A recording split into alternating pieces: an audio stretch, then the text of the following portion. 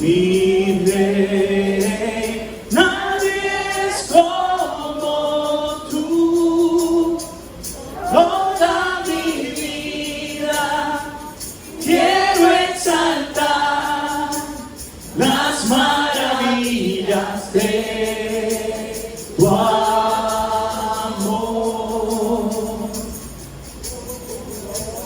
Consuelo, refugio, torre de fuerza y poder, todo mi ser, lo que yo soy, nunca se extendió.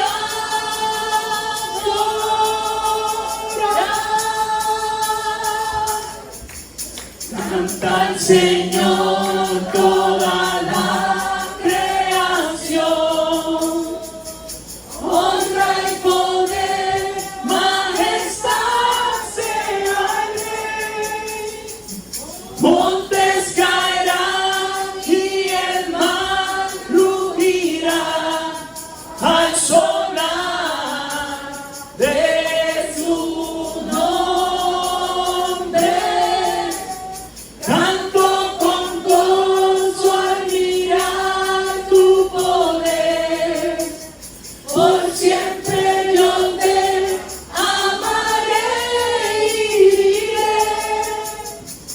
Incomparables promesas me das, Señor. Mi Cristo, mi Rey, nadie es como tú. Toda mi vida quiero exaltar las maravillas de tu amor.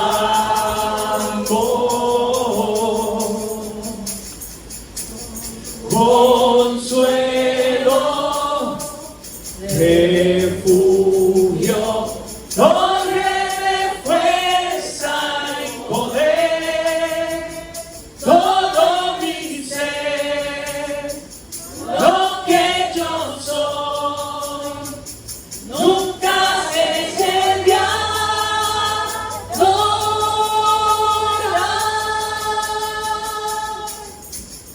Canta el Señor toda la creación, honra y poder, majestad sea el Rey. Montes caerán y el mar rugirá al sonar de su nombre.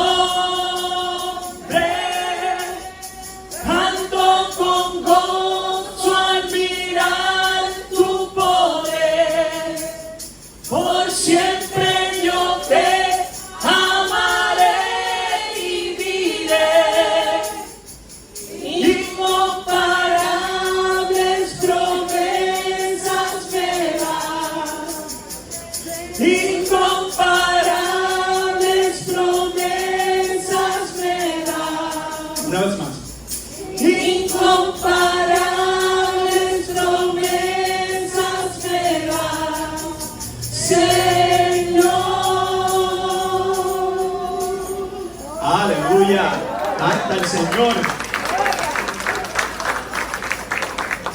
Qué hermoso alabar todos unidos en armonía y escuchar su voz para la gloria y la honra del Señor. Y ahora presentamos a nuestro hermano Ángel Gabriel con la palabra poderosa que Dios ha puesto en sus labios, en su corazón, que ha ministrado a su vida y que ahora el Señor quiere compartir con cada uno de nosotros. Señor, te damos a ti la gloria y la honra. Señor, háblanos, inquiétanos, confróntanos, Padre amado. Señor, háblanos a nuestros oídos, Señor. Abre nuestros ojos espirituales, Señor, para que podamos ver tu voluntad y tu propósito realizado en nuestras vidas, Señor. Usa con poder a nuestro hermano y preministerial Ángel Gabriel, que tiene una palabra hermosa, Señor, y ayúdanos, Señor, a poder tener discernimiento y tu presencia, tu espíritu en nuestros corazones, Señor, para deleitarnos de tu palabra. Todo esto te lo pedimos en el nombre del Padre, del Hijo y del Espíritu Santo. Amén y amén, amén. Dios les bendiga, hermanos y hermanas.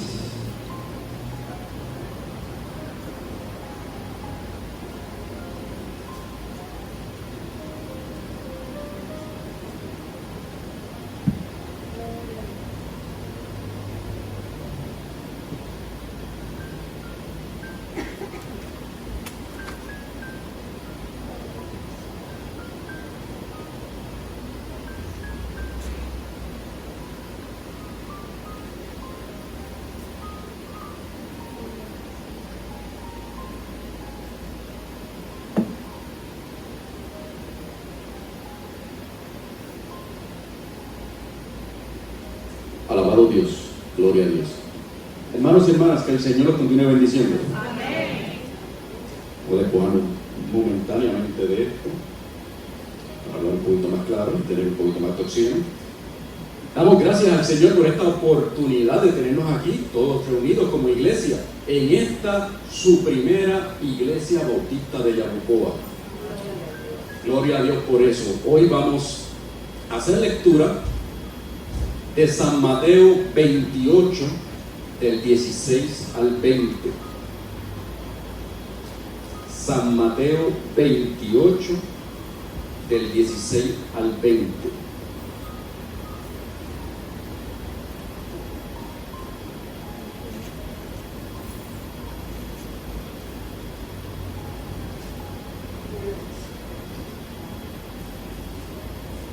Los que se puedan poner en pie en reverencia a la palabra de hogar, los que no se quedan sentaditos, eso no es problema tampoco.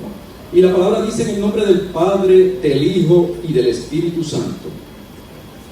Pero los 11 discípulos se fueron a Galilea, al monte donde Jesús le había ordenado, y cuando le vieron, le adoraron, pero algunos dudaban. Y Jesús se acercó y les habló diciendo: toda potestad me es dada en el cielo y en la tierra.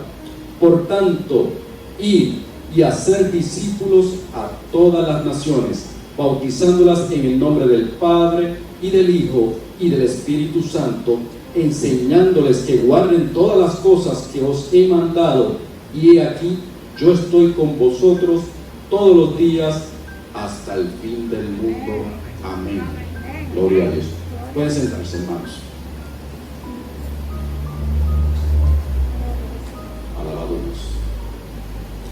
Las últimas palabras de una persona son muy valiosas para cualquier persona que ama o de alguna manera tiene gran estima a la persona que fallece. Las palabras antes de morir son significativas porque a menudo cristalizan las acciones de la vida de esa persona. También pueden reflejar las prioridades de la vida que transcurrió. He aquí algunos ejemplos de las últimas palabras de personas que de alguna manera fueron significativas en la historia del mundo. La primera, Beethoven. Beethoven, antes de morir, dijo: qué lástima, es demasiado tarde. El fundador de la iglesia metodista, John Wesley, dijo antes de morir: la mejor parte es que Dios está con nosotros. Y cuando el médico de Woodrow Wilson, lo que no lo recuerdan, pero fue presidente de los Estados Unidos a principios del siglo XX, le dijo que se estaba muriendo, el presidente, claro, que era cristiano, le contestó: estoy dispuesto. Esta mañana vamos a examinar las últimas palabras de nuestro Salvador Jesús mientras estaba aquí en la tierra. Le recuerda a la iglesia su responsabilidad de llevar a cabo su trabajo. Más importante aún, el maestro desea que la iglesia recuerde cosas importantes de él. Primero que nada, ¿qué sucedía en aquellos días? los discípulos tuvieron un encuentro con Jesús en Galilea. Según Pablo escribió en la primera epístola de Corintios, específicamente en el 15:6, dice que había más de 500 hermanos de la fe reunidos allí en ese monte. O sea, que además de los 11 discípulos, había 500 personas más allí reunidas. Como no era la primera vez que los discípulos veían a Jesucristo resucitado, de los 11 discípulos no fueron los que tenían duda. Ellos estaban claros que su Señor había resucitado. Los que dudaban deberían estar contenidos en esos 500 que estaban en la falda de la montaña, en la falda del monte. Probablemente eran personas que no habían tenido una experiencia con Cristo, no habían tenido ese acercamiento con Él en ese momento. Pero la voz de aquellos apóstoles que corrieron la voz, porque ellos tenían la instrucción de llegar allí para escuchar al Señor, los llevó a aquel lugar a todos ellos.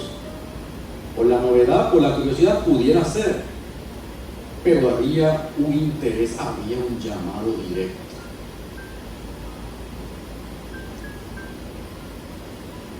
Recuerde también que Jesús había realizado la mayor parte de su ministerio en esta área, y también muchos de sus discípulos vivían cerca de allí. También hay que incluir que estaba a una distancia prudente de Jerusalén. Recuerden que eran varios días después de haber muerto en la cruz, después que lo crucificaron, después que lo condenó su propio pueblo. Y él, conociendo eso, los llevó a Galilea para que ellos se sintieran seguros y él le pudiera hablar directamente. Esto nos lleva a reflexionar a que existen lugares establecidos para tener nuestro encuentro con el Señor, en la oración, en la devoción, en la adoración e inclusive en el estudio de la palabra. Cuando encontramos al Señor, conforme como Él lo dice, Él sale a nuestro encuentro. Por tanto, debemos entrar al Señor conforme a sus instrucciones si queremos conocer en realidad, si queremos compenetrar lo que significa la muerte de la cruz y su resurrección por nosotros. Y en estos eventos que están ocurriendo hay algo significativo. Ellos lo adoraron, pero algunos dudaban. Sencillamente no estaban seguros. Lo que hizo Jesús, luego que identificó esa duda, ¿qué hizo? Se acercó y les habló. Al parecer, el hecho de acercarse y de hablarles borró sus preocupaciones y sus dudas. ¿Cuántos hemos tenido esa experiencia? ¿Cuántos hemos escuchado la voz del Señor en nuestros momentos de duda y aflicción? Cuando encontramos a Cristo conforme a sus instrucciones, Él nos encuentra a nosotros. Cuando Él nos encuentra, se desvanece todo temor y toda duda. Las personas que de verdad buscan a Cristo, que realmente quieren encontrarle, tendrán borradas todas sus dudas. Cristo se le acercará y le hablará. ¿Cuánto lo pueden adorar por eso? Luego de haberles acercado y hablado, eliminando sus dudas, Jesús aseguró a sus seguidores tener todo el poder y la autoridad de Jesús, que fue dada por Dios y es dada por una sola razón. Lo dice Pablo en Filipenses 2:9: exaltar a Cristo sobre todo. Por lo cual Dios también le exaltó hasta lo sumo y le dio un nombre que es sobre todo nombre. Palabras textuales de Pablo en Filipenses. El poder de Jesús es por encima de todo lo que hay en el cielo y en la tierra. Su autoridad es sobre todo el universo. Su autoridad incluye el poder gobernar y reinar al recibir la adoración y sumisión de todos los hombres y mujeres que voluntariamente se rinden a su dominio. La autoridad del Señor incluye el poder de gobernar y dirigir los asuntos de los hombres y mujeres sin violar sus libertades por ello. Los asuntos de la naturaleza y del mundo sin violar sus leyes de naturaleza. Todo está contenido en el Evangelio de Dios. La autoridad del Señor incluye también el poder de perdonar pecados, juzgar, recibir y rechazar hombres y mujeres, salvar y librar a los hombres y mujeres, conduciéndolos a través de la vida y hacia la muerte en Cristo, que como conocemos es ganancia y esperanza en el cielo común. Hermanos y hermanas, el Señor nos confirma que tiene todo el poder y autoridad antes de darnos la encomienda, la comisión. El poder de Jesús le asegura liberación al creyente. Cuando Jesús se acercó y les habló de su poder, fue inmediatamente después que algunos que dudaron, inmediatamente se sintieron seguros y decididos a comisionar discípulos a ir al mundo que en ese momento era hostil. Quizás eso no ha cambiado, hermanos y hermanas. Jesús proclamó su poder para borrar las dudas y fortalecer a sus discípulos para que salieran. El poder de Jesús era la seguridad de la victoria de esos discípulos. Ese poder aún se encuentra en nosotros, en esta iglesia, y está disponible para respaldar el nuevo comenzar de aquí, de la primera iglesia bautista de Yabucoa. ¿Cuántos lo creen?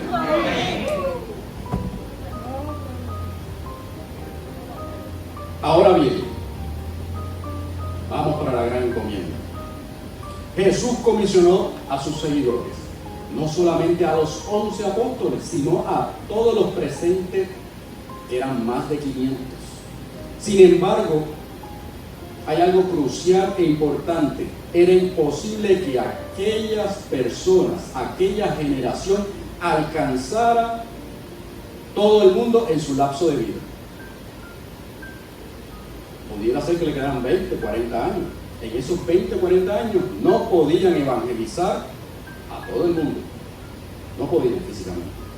Por eso la comisión dada a la primera generación de creyentes se extiende más allá a todas las generaciones de creyentes. Exactamente el mismo mandato dado a ellos. Perdón. Nos es dado a nosotros. Nuestro Señor nos envía con las mismas palabras. Por tanto, id y hacer discípulos a las naciones. En este versículo 19, en esta parte que nos dice id y hacer discípulos a las naciones, el verbo imperativo, el verbo que manda, el verbo más importante aquí, no es ir. En realidad es hacer discípulos.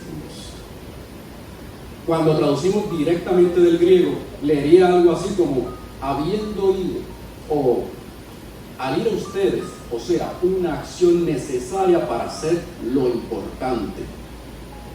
El ir es presunto, hipotético, lo presumimos, que hay que hacerlo para llegar al énfasis mayor, que es hacer discípulos. Jesús sabía que el Espíritu Santo motivaría e impelería a su iglesia, le daría propulsión, como hace un impel a un barco. En otras palabras, convertiría el ir en un ir dinámico, de revolución, de fuerza, de energía para la gran comisión encomendada a todos sus discípulos. ¿Quién han de ser enseñados? Jesús dice que todas las naciones han de ser enseñadas. El Evangelio es para todo el mundo. ¿Y cómo hemos de hacer discípulos? Debe hacerse mediante el evangelismo, compartiendo las buenas nuevas con otros. Este mandato es el punto culminante en el Evangelio de Jesús, específicamente en el de Mateo. No existe otro versículo más importante para cualquier creyente genuino. Enseñar y bautizar no es suficiente para alcanzar el mundo para Cristo. Está incluido, pero no es suficiente. Ambas cosas son importantes y Cristo manda hacer las dos. Pero dice algo más. algo que debe preceder a ambas cosas, y es discipular, atraer discípulos. Cuando el Señor discipulaba, Él se acercaba a la gente. ¿Por qué? Porque el Maestro vino a esta tierra, que vino a buscar y salvar lo que se había perdido. Cristo quiere que nos sintamos completos en Él. Él quiere participar de nuestro carácter, de nuestras conversaciones, de lo que escuchamos y lo que vemos. Siendo sus discípulos, Jesucristo puede absorber y asimilar nuestra conducta.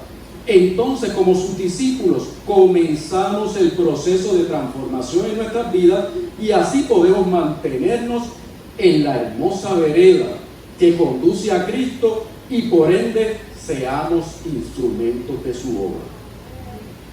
Gloria a Dios por eso. Hay otra forma de describir lo que hizo Cristo.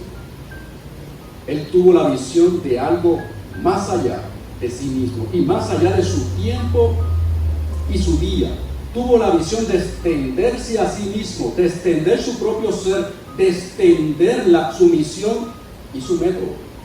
La forma que escogió para extender fue el discipulado, uniéndose a sí mismo a otras personas entregadas a su doctrina, a sus estatutos, y mediante esa unión las personas absorbían y asimilaban el propio carácter del Maestro y se incluían en la misión del Maestro. Ellos a su vez se unían a otros y los otros discipulaban a otros.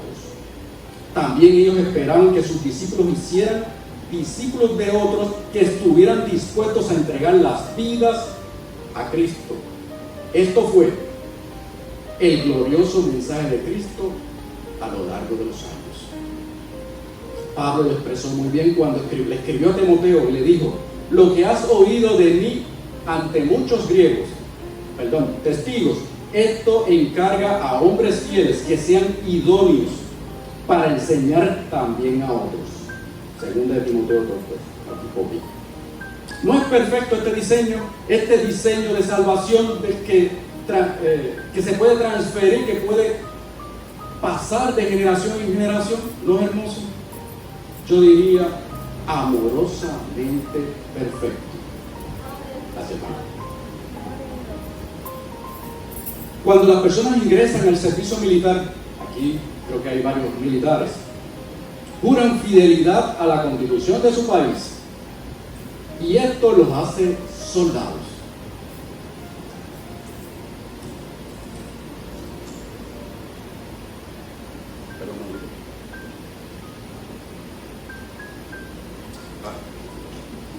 Gracias, hermano.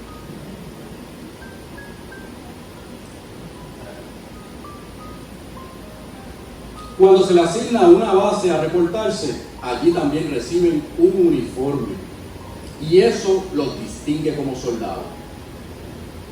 El bautismo es ese acto que inicia en la vida de los nuevos creyentes, que distingue como creyentes, como soldados de Cristo. Jesús se refiere a esto en el versículo 19, bautizándolos en el nombre del Padre, del Hijo y del Espíritu Santo. ¿Quién ha de ser bautizado? La respuesta es clara: quienes han sido hechos discípulos. ¿Y por qué han de ser bautizados? Cristo enseña firmemente que en el bautismo debe ser la señal inmediata y la señal que identifica a esa persona que sale de las filas del ateísmo, o sea, de la incredulidad, y toma su posición junto a Cristo.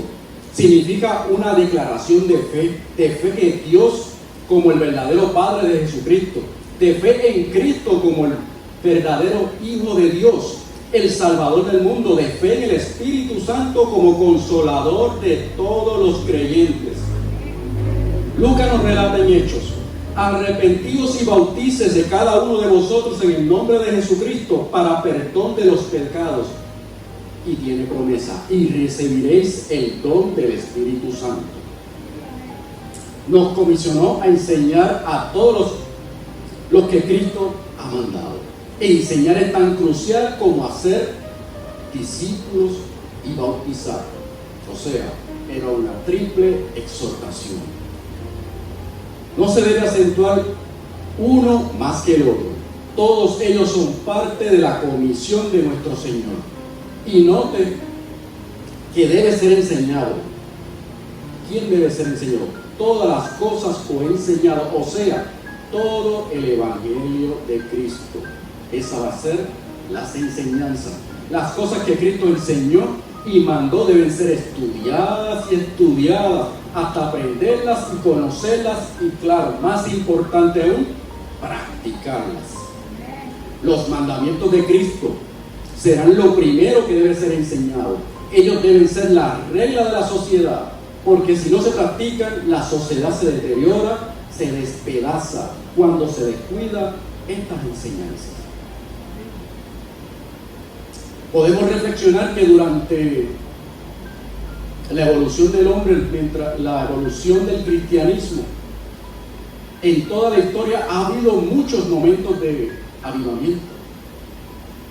Personas que en cantidades grandes se acercan a la cruz. Personas que se acercan a las enseñanzas de Cristo. Reflexionando sobre eso, ¿en qué momento estamos viviendo? ¿Estamos viviendo ese momento en que las personas se acercan a la cruz? ¿O estamos viviendo un tiempo de que se están alejando de la cruz y se están sintiendo cómodos en el mundo? ¿Qué creen, hermanos y hermanas? ¿En dónde estamos? ¿En qué época estamos viviendo? En el versículo 20 Jesús prometió estar con sus seguidores y dijo claramente siempre. Usó la expresión y he aquí que él quiso notarse, él quiso que su llamada fuera una expresión que captara el ojo y el oído de todos sus discípulos que estaban allí. Él quería que los seguidores lo atendieran para asombrarlos y sacudirlos mientras escuchaban. Estaba por alentarlos en la gran tarea que tenían encomendada. Luego le dice, estoy con vosotros. Les dio énfasis a esa seguridad porque Él estaba con vosotros, o sea, con nosotros también. Pero eso sí, no les dijo estaré. Les digo, desde ese momento estoy con vosotros. Cristo está con el creyente en la medida que el creyente sale a discipular. Recuerden que la exhortación es discipular a todas las naciones. Cristo está con nosotros a cada paso, en cada decisión, en cada prueba, en cada alegría, cuando estamos enfermos, cuando estamos débiles. Todos los días está Cristo con nosotros. Y luego viene una promesa ilimitada, diría el anuncio, hasta el fin del mundo. No hay un momento en que Cristo no esté con el creyente para ayudarlo en su testimonio, aun cuando su testimonio implique sufrimiento, implique abuso injusto, implique martirio. Él estará con sus discípulos.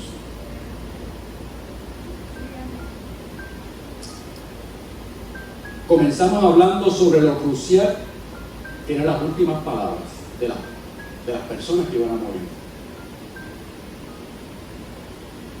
Dijimos que dábamos mucha importancia a esas palabras. Jesucristo no murió, pero sí ascendió entre los muertos. Eso es algo más grande.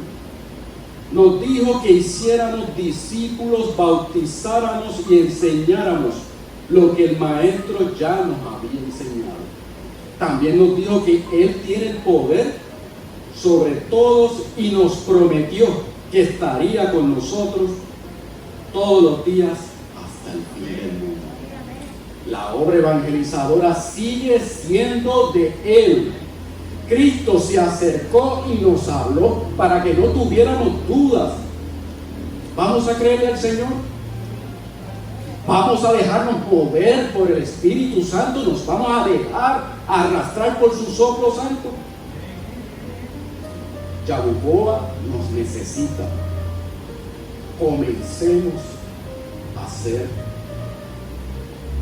nuestra misión. Comencemos a ser discípulos. El Señor nos dice: yo estoy con ustedes, no teman. Muchas veces lo dice. Y yo les exhorto: seamos soldados de Cristo, con el uniforme que Él nos quiera dar. No es que lo quiera. Oremos, hermanos. Padre nuestro, Padre celestial, en esta hora te damos gracias, Señor, porque tú nos permitiste, Señor, escucharte. Tú nos permitiste hablar de tu palabra, oh Dios, Señor. Te pedimos, Señor, que esta palabra cale profundamente en nuestra necesidad de ti. Que cale profundamente, Señor, a toda necesidad de los que están afuera, Señor. Que nosotros podamos ser instrumentos tuyos, que podamos ser discípulos genuinos tuyos, como también hacer a otros discípulos siendo reflejo de ti, Señor. Necesitamos, Señor, este nuevo avivamiento. No sabemos si va a ser el último, porque también deseamos, Señor, que tu venida sea pronto, oh Dios. Te pedimos, Señor, que tú nos des la inteligencia, el conocimiento y la sabiduría, Señor, para utilizar, Señor, tu primera iglesia bautista de Yabucoa al mejor beneficio de este pueblo de Yabucoa que tanto amamos, Señor. Necesitamos de ti constantemente, en todo tiempo.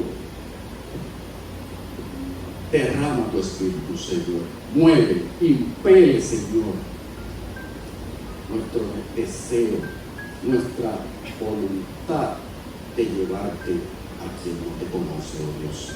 Te lo pedimos, te lo rogamos y te lo suplicamos en el nombre de tu Hijo amado Jesús. Amén y amén. Que el Señor continúe bendiciendo, hermanos.